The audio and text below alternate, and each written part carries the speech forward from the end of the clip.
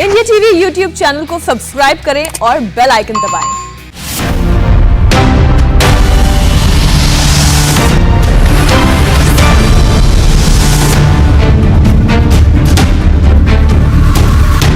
नमस्कार, आपके साथ मैं हूं पंकज भार्गव, लेकर हाजिर हूं आपके इलेक्शन का सबसे बड़ा शो, अब की बार किसकी सरकार। मैं आपको उत्तर प्रदेश और पंजाब की हर वो चुनावी खबर बताऊंगा जो 2022 में होने वाले सबसे बड़े दंगल में बड़ा असर डालने वाली है। सबसे पहले बात करते हैं आज की तीन बड़ी खबरों की। तीन बड़ी खबरें क्या हैं, जरा वो जान लेते हैं। पहली बड़ी खबर, योगी आदित्यनाथ ने आज सबसे बड़ा चुनावी कार्ड चल दिया है। यूथ वोटर पर क्या है योगी की नई रणनीति, उत्तर प्रदेश चुनाव कैसे लड़ने वाले हैं योगी आदित्यनाथ, आज उसका ट्रेलर दिखा। डिटेल में पूरी खबर बताऊंगा। दूसरी बड़ी खबर आपको बता दें, दूसरी बड़ी खबर क्या है, वो भी उत्तर प्रदेश से है, लेकिन इसका रिमोट हैदराबाद से चल रहा है। यूपी की 100 सीटों पर ओवैसी चुनाव लड़ने वाले हैं, लेकिन असदुद्दीन ओवैसी लड़ेंगे कैसे, उसका विजन डॉक्यूमेंट की झलक दिखाई दी।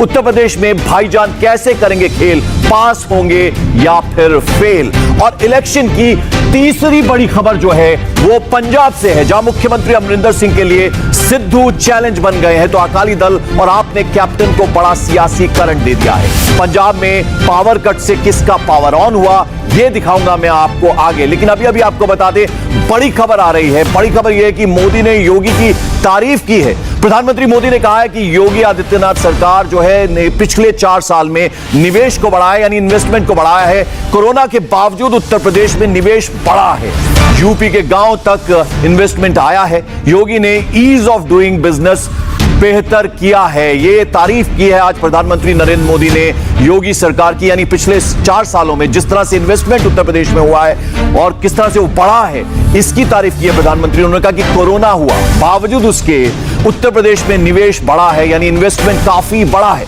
उत्तर प्रदेश के गांव तक यानी निवेश आया है, जो कि काबिले तारीफ काम है। और योगी ने ईज ऑफ डूइंग बिजनेस को बेहतर किया है, उसको बढ़ाया है, और इससे प्रधानमंत्री काफी ज्यादा खुश हैं। ये आप देखिए किस तरह से प्रधानमंत्री ने योगी आदित्यनाथ की तारीफ की। उन्होंने कहा कि उत्तर प्रदेश ने पिछले 4 वर्षों के दौरान निवेश बढ़ाने और ईज ऑफ डूइंग बिजनेस को सुधारने में उल्लेखनीय प्रयास किए हैं। उन्होंने कहा कि गौर करने वाली बात यह है कि छोटे शहर और जो ग्रामीण इलाके हैं, यानी गांव के जो दूर दराज के इलाके हैं, वहां पर भी इन उपलब्धियों के साक्षी बन रहे हैं। यानी इन्वेस्टमेंट जिस तरह से बढ़ा है कोरोना के बावजूद, उसकी तारीफ की है प्रधानमंत्री नरेंद्र मोदी ने। बाकायदा उन्होंने ये ट्वीट किया है, आप देख रहे हैं कि किस तरह से प्रधानमंत्री ने योगी आदित्यनाथ की तारीफ की। उन्होंने कहा कि उत्तर प्रदेश पिछले 4 वर्षों का उन्होंने बताया है कि 4 वर्षों में किस तरह से इन्वेस्टमेंट बढ़ा है। ईज ऑफ डूइंग बिजनेस को सुधारने में उल्लेखनीय प्रयास किए हैं योगी सरकार ने।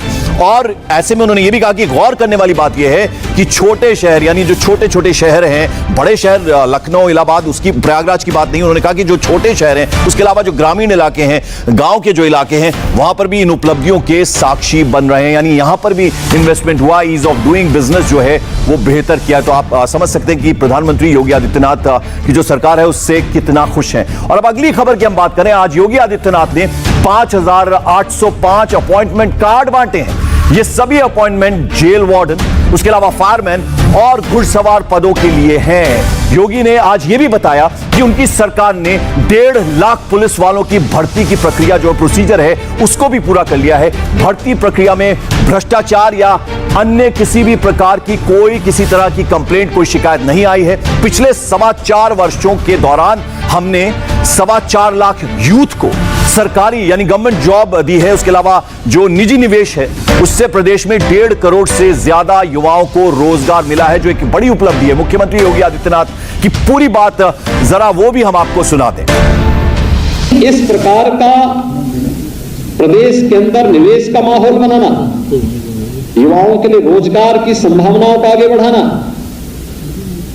ये तब संभव हो पाया था जब बेहतर कानून व्यवस्था की स्थिति प्रदेश के अंदर बनाई गई थी। नहीं तो ये वही प्रदेश था जहां 2 से 3 दिन एक बड़ा दंगा होता था। जेल गुंडा और अपराधियों के लिए एक आरामगाह और अपराध संचालन के केंद्र होते थे। आज तो नहीं हो सकता है, आज इस प्रकार की स्थिति नहीं है। हर एक स्तर पर सुधार, और मुझे प्रसन्नता है कि ये जो जेल वार्डन की जो नियुक्ति हुई है, इसमें 20% महिलाओं की नियुक्ति हुई है। जो एक पहचान थी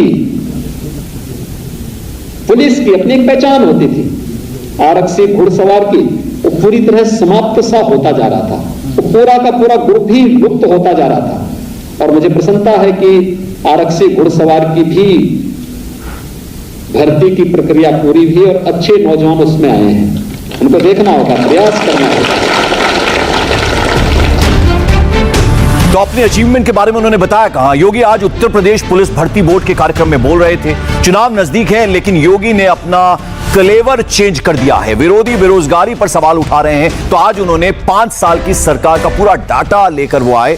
योगी समझ चुके हैं कि यहां बंगाल वाला फॉर्मूला काम नहीं करने वाला, फॉर्मूला चलेगा ये नहीं चलेगा। और उन्होंने कहा कि अब अपनी पूरी उन्होंने एक तरह से स्पीच ही बदल दी, जो आपने देखा भी उन्होंने क्या कुछ बोला। योगी ने अपनी स्ट्रेटेजी, अपनी रणनीति बता दी है। अब बात उस खबर की करते हैं जो उत्तर प्रदेश चुनाव में सबसे ज्यादा चर्चा में है। 2022 चुनाव में छोटे दलों की भूमिका को लेकर बड़ी बहस चल रही है। सवाल यह है कि क्या 2022 में छोटे दल बड़ा गेम करने वाले हैं? इस सवाल के पीछे उत्तर प्रदेश की 2 बड़ी पार्टियों के 2 नेताओं का बयान है, जो आज की सबसे बड़ी हेडलाइन बना हुआ है। कल अखिलेश यादव ने कहा कि समाजवादी पार्टी छोटे दलों से गठबंधन कर सकती है। उसका जवाब बीएसपी सुप्रीमो मायावती ने बड़े ही तल्ख अंदाज में दिया। मायावती ने इसे अखिलेश की महालाचारी बता दिया है। मायावती ने यह भी कहा कि सभी पार्टियां समाजवादी पार्टी का सच जान चुकी हैं, इसलिए कोई उनके साथ चुनाव नहीं लड़ना चाहता है। ऐसे में अब समाजवादी पार्टी छोटे दलों के भरोसे है। मायावती ने यह भी कहा कि सभी बड़ी पार्टियां समाजवादी पार्टी का सच जान चुकी हैं, इसलिए कोई उनके साथ चुनाव नहीं लड़ना चाहता है। ऐसे में समाजवादी पार्टी अब छोटे दलों के भरोसे हैं। अखिलेश को टारगेट करने के लिए एक बार फिर मायावती ने ट्विटर पर समाजवादी पार्टी के खिलाफ मोर्चा खोला है। आज भी मायावती ने एक के बाद एक 2 ट्वीट किए और अखिलेश यादव की स्ट्रेटेजी, रणनीति पर सवाल उठाए। उनकी स्ट्रेटेजी को उनकी मजबूरी बताया।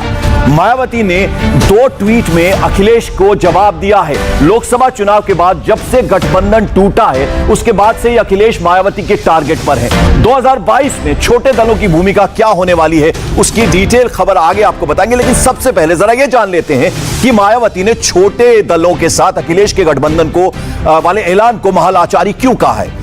इसका पॉलिटिकल मतलब क्या है, जरा वो जान लेते हैं, जरा वो समझ लेते हैं। मायावती को लगता है कि उत्तर प्रदेश में बड़ी ताकत बन सकती है समाजवादी पार्टी। लोकसभा चुनाव में उसका एसपी से अनुभव अच्छा नहीं रहा।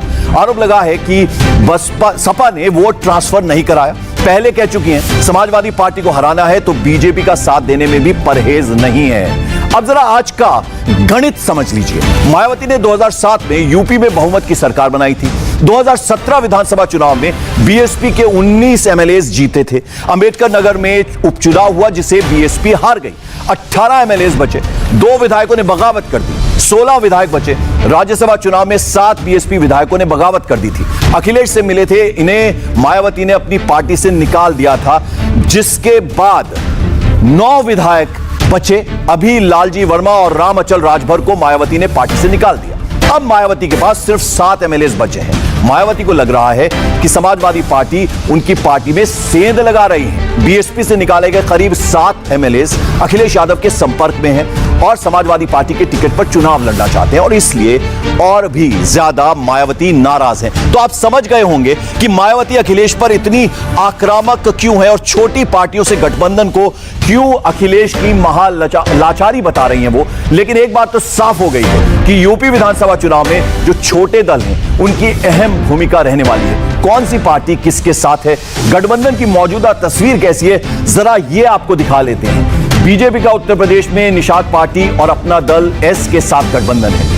हालांकि निषाद पार्टी ने अब अपने तेवर दिखाने शुरू कर दिए हैं। नई डिमांड से बीजेपी की मुश्किल वो बढ़ा रही है। अखिलेश जो छोटे दलों के साथ अलायंस की बात कर रहे हैं, उनका अभी आरएलडी के अलावा महान दल और जनवादी पार्टी के साथ गठबंधन है। अखिलेश की माने तो इसमें कुछ और नाम जुड़ सकते हैं। हालांकि मायावती पहले ही यह साफ कर चुकी हैं कि पंजाब के अलावा उत्तर प्रदेश या फिर उत्तराखंड में किसी के साथ कोई गठबंधन नहीं करेंगे। यानी उत्तर प्रदेश में बीएसपी अकेले चुनाव लड़ने वाली है। कांग्रेस की ओर से भी अब तक यही मैसेज है कि यूपी विधानसभा चुनाव में अपने ही दम पर यानी अकेले ही ताल ठोकेगी कांग्रेस पार्टी। इसके अलावा ओवैसी भी मिशन उत्तर प्रदेश के लिए अपनी कमर कस चुके हैं। उन्होंने भागीदारी संकल्प मोर्चा के साथ गठबंधन किया है, जिसकी करीब 10 छोटी पार्टियां हैं। अब जरा आपको यह भी समझाते हैं कि उत्तर प्रदेश चुनाव के लिए अखिलेश का सियासी कैलकुलेशन क्या है, किस आधार पर अखिलेश उत्तर प्रदेश में सत्ता में वापसी का दम भर रहे हैं। इसमें 10% यादव हैं जो कि अखिलेश के कोर वोटर्स हैं। उसके अलावा 19% मुसलमान वोटर हैं जिसका बड़ा हिस्सा समाजवादी पार्टी के साथ है। लेकिन ओवैसी की एंट्री के बाद अब इसमें सेंध लग सकती है। यूपी चुनाव में समाजवादी पार्टी की साथी आरएलडी, जिसकी मजबूत पकड़ पश्चिमी उत्तर प्रदेश के जाट समुदाय पर है। यूपी जाट समुदाय करीब 6 से 8% है जबकि उत्तर प्रदेश में, जबकि वेस्टर्न यूपी में जाट वोट बैंक करीब 17% है। उसके अलावा पूरे उत्तर प्रदेश की अगर बात करें तो करीब 120 विधानसभा सीटें ऐसी हैं जहां जाट समुदाय असर डालता है। अखिलेश की पार्टी का दूसरा सहयोगी केशव देव मौर्य की महान दल है। सियासी आधार की बात करें तो रुहेलखंड के मौर्य, कुशवाहा और सैनी बिरादरी के बीच इसमें माना जाता है। यहीं अगर वोट की बात करें तो ओबीसी में आने वाले मौर्य उत्तर प्रदेश में 4% है जबकि कुशवाहा और सैनी करीब 5% है। इनके अलावा उत्तर प्रदेश चुनाव में समाजवादी पार्टी ने संजय चौहान की जनवादी पार्टी के साथ भी गठबंधन किया है। जनवादी पार्टी का पूर्वांचल के चौहान समुदाय के बीच उसकी अच्छी खासी पैठ है और ऐसे में छोटे दलों को 2022 में बड़ा गेम चेंजर करने वाला बताया जा रहा है। इन पार्टियों के नेता खुद को किंग मेकर कह रहे हैं और इसके अलावा लेकिन क्या छोटी पार्टियों में इतनी ताकत है, इसको समझने के लिए हमने उत्तर प्रदेश में चुनाव में छोटी पार्टियों का असर कैसा रहा है उसका पूरा का पूरा डाटा खंगाला है। उत्तर प्रदेश में इस साल 2022 से ही छोटे दलों ने गठबंधन की राजनीति शुरू की और जातियों को सहेजने की पुरजोर कोशिश की है, लेकिन इसका असली असर 2017 के विधानसभा चुनाव में देखने को मिला जब राष्ट्रीय और राज्य स्तरीय दलों के अलावा करीब 290 रजिस्टर्ड पार्टीज ने अपने उम्मीदवार उतारे थे। इसके पहले 2012 के विधानसभा चुनाव में भी 200 से ज्यादा पंजीकृत दलों के उम्मीदवारों ने अपनी किस्मत आजमाई है। आपको बता दें कांग्रेस ने भी 2022 चुनाव के लिए अपनी कमर कस ली है। यूपी में फ्रंट सीट पर महासचिव प्रियंका गांधी है। उनका पूरा प्रोग्राम तय हो गया है, लेकिन उससे पहले जरा उसका ट्रेलर देख लें। आज प्रयागराज और सुल्तानपुर में इसका असर दिखा, जहां वो पार्टी के प्रशिक्षण कार्यक्रम को वीडियो कॉन्फ्रेंसिंग के जरिए संबोधित करती हुई नजर आ रही थी। ये तस्वीरें आप देखिए किस तरह से उस पूरी कॉन्फ्रेंस को वो अटेंड कर रही थी और ये आप उसकी तस्वीरें देख सकते हैं कि किस तरह से अब एक्शन में प्रियंका गांधी है। प्रियंका ने कहा कि चुनाव के वक्त संगठन और राय ही सबसे ज्यादा इंपॉर्टेंट होने वाली है। संगठन निर्माण का काम सबसे ज्यादा इंपॉर्टेंट है, महत्वपूर्ण, मजबूती से ऐसे में जुटना होगा। और जो तमाम पदाधिकारी हैं उनको उन्होंने ये बात कही। इस प्रशिक्षण शिविर में ब्लॉक अध्यक्ष, जिला शहर अध्यक्ष और प्रदेश के पदाधिकारी शामिल थे। मजबूत संगठन, बूथ निर्माण और सोशल मीडिया पर प्रशिक्षण शिविर में मंथन हुआ है और बढ़ती महंगाई, खेतों में जो किसान हैं उसके अलावा इस पर भी सवाल हुआ और आंदोलन की एक जो स्ट्रैटेजी है, रणनीति भी बनाई गई। प्रियंका गांधी उत्तर प्रदेश चुनाव को डायरेक्ट लीड कर रही हैं। प्रियंका का रोल आज से शुरू हो गया है और आगे का भी पूरा जो टाइमलाइन है वो उसकी पूरी तैयारी है। कांग्रेस के टॉप जो सोर्सेज हैं उससे जो खबर मिल रही है उसके मुताबिक 5 से 15 जुलाई के बीच उत्तर प्रदेश दौरा यानी कहां वो जाने वाली हैं वो हम आपको बता रहे हैं कि रायबरेली उस आनंद भवन में वो रुकेंगी सबसे पहले। उसके अलावा आपको बता दें कि इस दौरान वो कार्यकर्ताओं से फीडबैक भी लेंगी। 1 जुलाई से लेकर 8 जुलाई तक प्रशिक्षण शिविर का आयोजन किया जाएगा जिसमें लगभग 13,000 कार्यकर्ताओं को प्रशिक्षित किया जाएगा।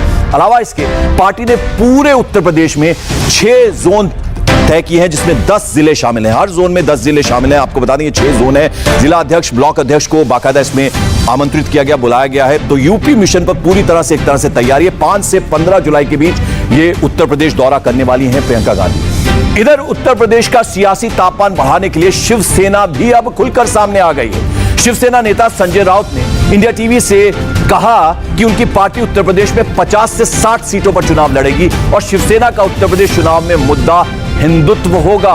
उनसे बात की हमारे सहयोगी आनंद प्रकाश पांडे ने, जरा सुनिए क्या कहा उन्होंने। उत्तर प्रदेश में चुनाव होने जा रहे हैं, 8 महीने में चुनाव वहाँ पर होंगे। क्या शिवसेना की कोई प्लानिंग है उत्तर प्रदेश को लेकर? ज़रूर हमारी प्लानिंग होती है। हम चुनाव भी लड़ते हैं, लड़ना भी चाहते हैं। हमारा संगठन भी वहाँ काम करता है। इस बार भी चुनाव लड़ेंगे। योगी जी भी है, हम भी लड़ेंगे, लेकिन योगी जी का ठीक चल रहा है, चलने दो। तो कितनी सीटों पे शिवसेना उत्तर प्रदेश में चुनाव लड़ सकती है? 50 या 60 तो हम लड़ते हैं, इस बार भी लड़ेंगे। लेकिन सवाल ऐसे में यह है कि इस बार उत्तर प्रदेश चुनाव में हिंदू मुस्लिम फैक्टर क्या चलेगा।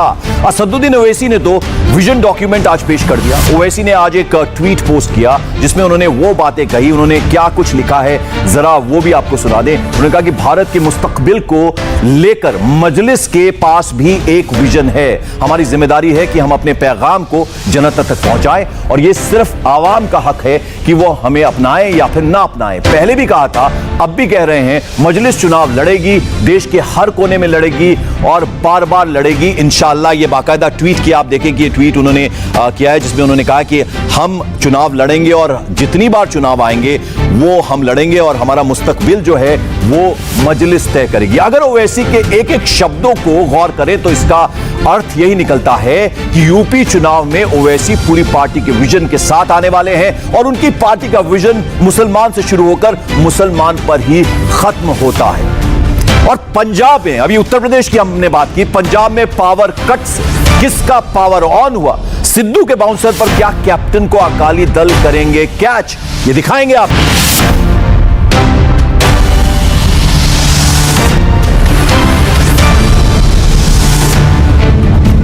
ब्रेक के बाद आपका स्वागत है। उत्तर प्रदेश के बाद अब जरा बात करते हैं पंजाब की। पंजाब कांग्रेस के बागी नेता नवजोत सिंह सिद्धू ने आज कैप्टन अमरिंदर सिंह पर सवालों के बाउंसर फेंके। सिद्धू ने एक के बाद एक 9 ट्वीट्स किए, मगर अकाली दल के नेता कैप्टन को कैच करने के लिए आज खेतों में पहुंच गए। आप तस्वीरों में देख सकते हैं, सुखबीर बादल और उनकी पत्नी हरसिमरत कौर बादल आज फाजिल्का के सूखे खेतों में घूमे। दोनों ने कैप्टन अमरिंदर की सरकार पर आरोप लगाए कि स्टेट में, राज्य में 10 से 12 घंटे बिजली कट रही है। कुछ ही दिनों में धान के पौधे लगने हैं, फिर बुआई होगी, मगर पंजाब में बिजली नहीं है, नहरें सूखी हुई हैं, किसान प्रदर्शन कर रहे हैं। अकाली दल के मुताबिक कैप्टन अमरिंदर सिंह की सरकार बिजली की सब्सिडी का बिल बचाने के लिए ये पावर कट करा रही है।